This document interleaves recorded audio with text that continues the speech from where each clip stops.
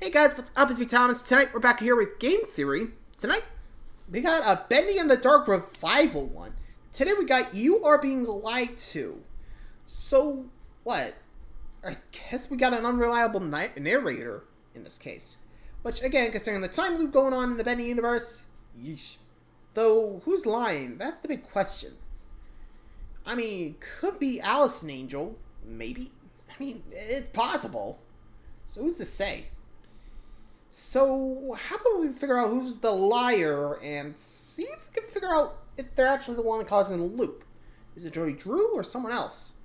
Time to hop in and find out for ourselves. So be sure to like, subscribe for more. I hope you enjoy. Let's check it out.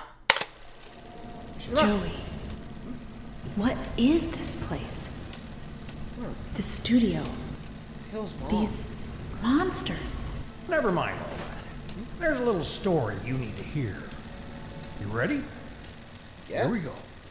Hello, Internet! Welcome to Game I haven't Theory! gotten that far. This studio is a monument to choosing the wrong road. Now, whether it was built for revenge or regret, I don't know. That's So, mine Joey? to solve. No, Joey, let's be honest, Let's it's be real. my riddle to Our solve. job. Always mine to solve. Today, we're diving back into the inky depths with Joey Drew Studios and their newest game, Bendy and the Dark Revival. If you're unfamiliar with the franchise, honestly, I can't really blame you. It's been 5 long years since the world was last buzz about Bendy. Oh, sure, there was a mobile game, a short prequel title called Boris and the Dark Survival, and of course, the requisite handful of spin-off books released in the intervening years, but nothing really captured everyone's attention. It looked like the franchise was drowning in its own inky grave, which is why the trailer drop for an official sequel releasing in just a few weeks caught everyone off guard. And that wasn't enough. They then decided to catch everyone off guard again by releasing a game that was really long, really solid, and most importantly of all, really stable, which, let's be honest, considering the quality of game releases these days, Pokemon Violet, is already putting it in contention for Game of the Year. It is a low bar. But of course, you know why I'm interested in this thing. The theories. Sure, I can go around all day inhaling full cans of bacon soup like an overzealous Kirby, but if there's no meat on the bone for us to chew on like a cartoonish wolf, well then this one's gonna get relegated to my ever-growing list of MatPat personal time games. Lucky for us though, Bendy be bringing the lore. What they call a cycle breaker. Once upon a time, I knew how to start the cycle over, and when that happens, everything begins again. A lot of lore. From what I gather, it exists in parallel with the outside world, but completely removed from the march of time. A lot. It just Yeah, keeps we coming. got a lot to Lore cover. that I think is a complete lie. A lie that I plan on exposing today. Open your eyes and look around you. None of this makes sense. Let me quickly Sam? catch you up with what you need to know. The original Okay, so yeah. Looks like we gotta figure out who's lying to us. Sam, Allison, Joey, who knows? But is it really true? I think we're... Actually, now I think about it, could it be that we're actually stuck in a time pocket? Like, sure, we're able to rewind things, but I think it only happens when you're, like, self-aware of the time bubble and how to manipulate it, right? At least that's how I see it, which is possible. Again, I can't really say for certain, but it's definitely possible. Like I said, I don't think it's a cycle, more of a time bubble that people can actually manipulate into, like, their own little godhood kind of deal. But again, hard to say who's actually lying here. But, well, might as well take a look back and take a little refresher course and see if we can figure out who's lying during the Dark Revival. original game, Bendy and the Ink Machine, was all about a talented animator named Henry Stein, former partner to the unscrupulous businessman Joey Drew. Over the course of that first game, we learned that Joey Drew has used human souls to fuel the titular ink machine, all in an attempt to create living ink creatures. But eventually, the animation studio goes bankrupt. Joey retires in disgrace, a bitter old man, and is ultimately forced to sell off the rights to his most famous characters to a new company, Archgate Films, run by Joey's old friend, Nathan Arch. And that's where this new game picks up. In Bendy and the Dark Revival, we play as Audrey, a young animator for Archgate who gets brought into the ink world by the clearly evil janitor Wilson. You're working late tonight. A pretty girl like you shouldn't be wandering around all by yourself. Mind if I step in? Seriously, this man I'll is be a real. walking, When I first saw talking him, HR like, violation. They couldn't have made him any more dastardly if they had given him a black cape and a curly mustache. Anyway, the rest of the game is then spent with Audrey trying to find her way back home, all while avoiding both Wilson's army and the demonic ink demon himself, a monstrous, bloodthirsty form of Bendy that kills on contact. Or at least that would have been what the game was all about, had it not been for the surprise cameo of a familiar face in Chapter 3. Who are you? Don't you know me? Take a good look. Aren't you? Joey Drew? In the flesh. At a couple of points throughout the game, we encounter an inky version of Joey Drew himself, or at least an embodiment of his memories, who sits us down to take us through a literal slideshow of the game's lore. Where are we? Very old place, full of memory. There's a little story you need to hear. Once upon a time, Audrey, there was a bitter old man. All right, well, it doesn't get much more straightforward Thanks. than that. As part of the presentation, he tells us that the Henry we played as in the first game wasn't Henry at all, but rather an inky recreation that Joey made after the real Henry left the studio. Why would he do such a weird thing? Well, he wanted to torture Henry, get his stress out, kind of like a sepia-toned voodoo doll. In his anger, Joey used an evil machine to create another world. A world made of paper and ink, where he'd torment his own version of Henry forevermore. He felt betrayed by Henry, so as a totally healthy way of dealing with his anger and jealousy, he created this inky prison in order to punish anyone who ever crossed him. The world that we've been playing through in both of these games, simply known as the Cycle. Eventually, Allison Pendle, the second voice of Alice Angel from the first game, comes into Joey's life and makes him realize that he can be a good person. She didn't visit often, but when she did, she saw something good in Joey no one else could, including himself. So, Through what their happened to Allison? friendship, he began to see the world with better eyes. So, out of kindness, he creates a version of Alice Angel in the Cycle to help Henry survive. Meanwhile, in the real world, Joey is also busy creating Audrey out of the ink to become his perfect daughter. That's right, the character that we've been playing as for the entire game is none other than Audrey Drew, a human made out of living ink. Joey finally did what he set out to do, creating the perfect life from just a pencil and a dream. Just a pencil and a dream. This isn't enough. You have to have heart. It's a nice story, and certainly a wholesome character arc for our dear old Joey Drew, but call me suspicious whenever a game literally sits me down and spells out the lore for me. I mean, the original game was practically built around theories. What we have done is left it up to the community. So if you play the game and your name is Matt Pat and you like to That's a call out. there's a chance you're going to figure things out and actually be able to understand what we were talking about. And also, let's just take a minute to look at who's info dumping this lore on us. The living embodiment of Joey Drew's memories. Oh sure, he might seem all nice and folksy, but remember, this is a guy who has never been trustworthy. On company records, Bendy is listed as his creation despite the fact that Henry created him. He also lied to his employees when the company was about to go out of business. The idea that the company is in some form of financial difficulty is untrue, and a slanderous lie against it. Even his close friend Nathan Arch said in the book The Illusion of Living, quote, Joey is so good at storytelling that even when he tells you it's not real, you can forget a moment later. I mean, this is a guy who is so jealous and bitter that he literally creates an endless torture chamber for his former business partner. And we're expected to trust his version of events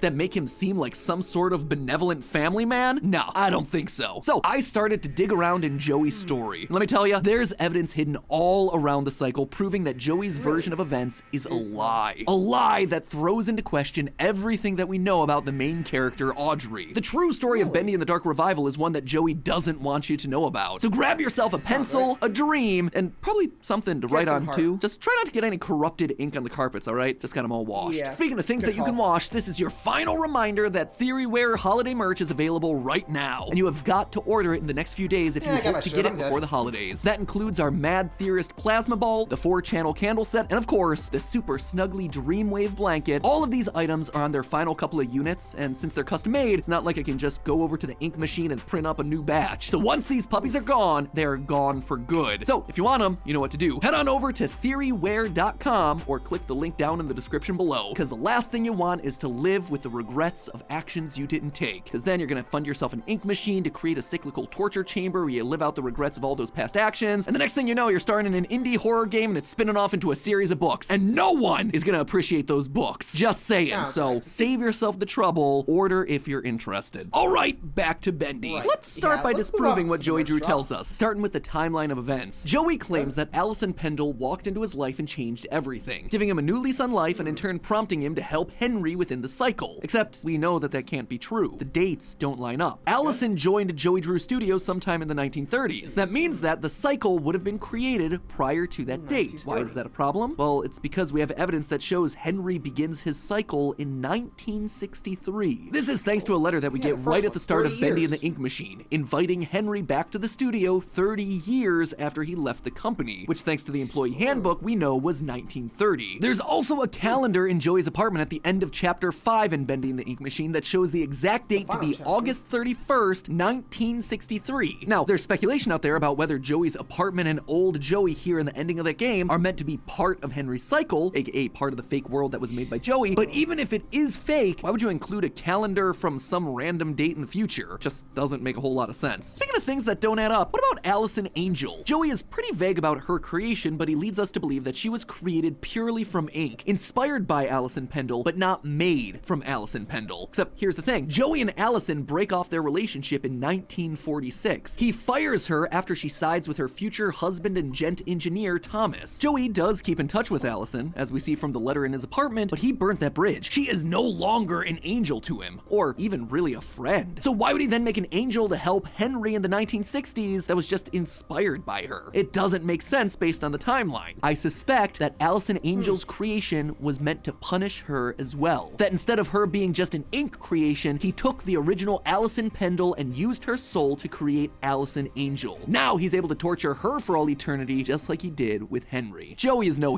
Again, that actually explains the horns a bit there, because it actually kind of looks like a succubi horn, I think. I mean, I think they've been done for horns, but I might be overthinking things. But anyway, yeah, that's not much of an angel, maybe a devil mostly. Which, again, if you think like the whole, Joey and her break up, and Joey, bitter like he is with Henry, traps her soul in the cycle to torture her for all eternity. Or however long he likes. It's true. So, what? Is Sam actually the real hero of this story? That begs the question, too. Let's keep going. Hero. He never was a hero. He didn't have a change of heart. It's all about public image, just like we saw in one of the tapes from the first game. I believe there's something special in all of us. With true inner strength, you can conquer even your biggest challenges. Okay, let's stop it right there. I can only do so many takes of this trash a day. Of course, a living version of his memories is gonna paint him as the good guy. He never sees himself as wrong. But in reality, Joey is just putting a new spin on the chain of events in order to come out looking like the good guy to his daughter. His daughter. The one part of Joey's story that I haven't addressed yet. Who or what is Audrey? According to Joey, she's also a child of the ink. Perfect. Practically human, made to fill the void in Joey's life. Now, I think part of what Joey's saying here is true. She is an ink person. It's hard to deny that based on her bendy finger at the end of the game and the fact that she respawns out of the ink. But what I don't believe is that she's made purely out of ink. On the contrary, I think that she was made using human souls, just like every other ink character in the series. And better yet, I know exactly who was used to make her. It's all thanks to 10 secret memories hidden throughout the game. One of the main collectibles that you can find on your adventure are memories. 10 items that we're told are special, but don't really seem to be. A baseball, hat, a duck, a hot dog, some crayons, stuff like that. Audrey never says anything about them, and their descriptions tend to be super generic. A rubber duck. It still has soap on it. Wow, we are really lighting the lore on fire with that one, guys. Or so I thought. You see, these items are the key to solving the mystery of who Audrey really is. So hold on to your hats, because the first memory I want to talk about is, well, the hat. One of the memories is listed as a men's fashionable hat. So that makes it clear that the hat didn't belong to Audrey, but rather someone she spent a lot of time with. Now, this type of hat is called a boater hat, with a flat top, thin circular rim, and ribbon around the middle. Boater hats were seen throughout the late 19th century and early 20th century, even being part of the FBI's unofficial uniform back in the day. But we mostly see these hats being worn amongst the upper classes in the summers after World War I. There was also a bit of a revival for them back in the late 1930s. Notice a problem with that? Well, as we've established, Audrey was created sometime in the 1960s. Styles had changed changed, and the boater hat wasn't really fashionable anymore, especially not out and about for daily use like the memory's description states. It's more likely the memory of this hat belonged to someone who was around in the 1930s. So, are there any other memories that could help us narrow down the search for who this hat could belong to? Yes. One memory that really caught my attention was this one, the cracked mug. Quote, a cracked mug, lovingly repurposed into a plaything. It may be sad, but it still has life in it yet. This broken mug was turned into a toy, which feels like a weird gift to give your kid, but whatever. Here you go, Audrey. Love you so much. Take this sharp piece of porcelain and have at it. But this isn't the only time in the game that we see a cracked mug. When we're shown to our room in Chapter 5, creepy janitor Wilson has left a very specific book on our pillow. It's a story called The Mug and the Maiden, and it stands out because it is long. I mean, like, long. Some of the lore drops in this game are long, but here we're talking multi-page long. And if you manage to read the whole thing, do you want to guess who the hero of the story is? A cracked mug. This is a story not connected to us, but Wilson. This is his storybook. This is his childhood toy. And that's not the only connection to Wilson either. Another memory we get is a set of crayons, most notably colored crayons. Quote, arrays of colors can spark a world all your own. There are only a handful of times that we see color in this game, and all of them come from Wilson. Wilson is the one with a colored drawing of Ship Ahoy Dudley in a sepia world. During Wilson's boss fight, we see colored ink coming from him and the other enemies when we hit him. And finally, there's the towers that help to subdue Demon Bendy. Towers covered with colorful rainbow sparkles, just like the crayon's description. Right now, all signs seem to be pointing to these memories being connected to our antagonist, Wilson, in some way. Could he potentially be our soul donor? No, that would be impossible. When Audrey was created, Wilson was still alive, so it physically can't be him. But then who? Well, for an answer, look no further than this memory. A carton of milk for growing up strong and healthy. Add some chocolate for a snack enjoyed by both young and old. The use of the word old here suddenly opened my eyes to new possibilities. Just because Audrey was a child, it didn't mean that the soul that she was born from had to be. What if instead it was coming from a grown-up, a parent, someone who would have shared memories with their child? They would have seen a man wearing a boater hat. They would have given their child a toy based on their favorite book, crayons, for their child to play with. Audrey wasn't made with Wilson's soul, but rather the soul of one of Wilson's parents. And when you look into it, it becomes very clear which one it is. It's revealed in the game's final minutes that Nathan Arch, owner of Archgate Pictures and the Bendy IP, is Wilson's father. As of 9 o'clock this morning,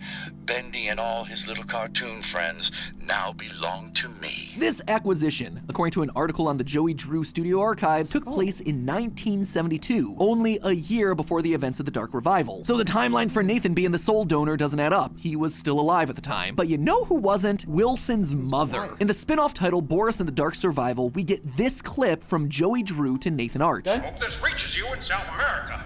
You and Tessa, enjoy your vacation. Tessa Arch, wife to Nathan and mother to Wilson. She looked after Wilson. She would have seen her husband Nathan wearing that boater hat out and about in the 1930s or earlier. She would have given her son a cracked mug and a set of crayons. These are her memories. And the one that puts it all together is this, the final memory that you collect, a simple hot dog. Seems like nothing much, right? Wrong. In that same area of Wilson's lab, you can find an audio recording from Nathan that says this. I think I'll go home early today.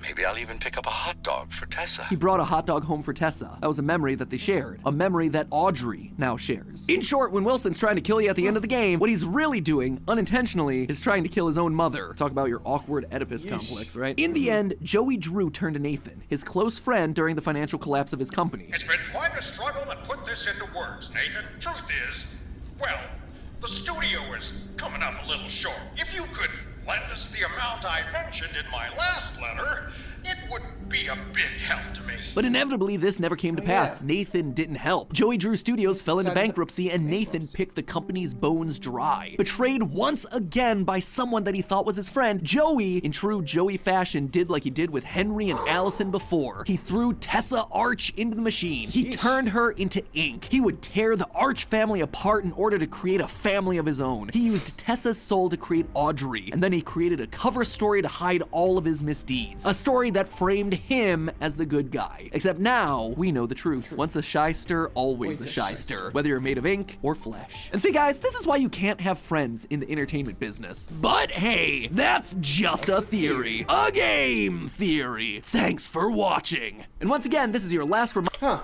Yeah, that definitely sounds right. I mean, again, biased narrator, so if Joey's really in control of this whole thing, considering he made the ink machine, yeah, definitely see him just trying to give a giant FU to Stark or Arch. Just say, your family's my family now. Ha ha ha! Which, again, makes sense. But, yeah, I don't really see anything against the theory. But, again, I'll leave that up to you guys. Do you guys agree, disagree? Let me know. So, until next time, guys, thanks for watching. So, let me know what you guys think of this Bendy theory, and I'll see you guys around. Night.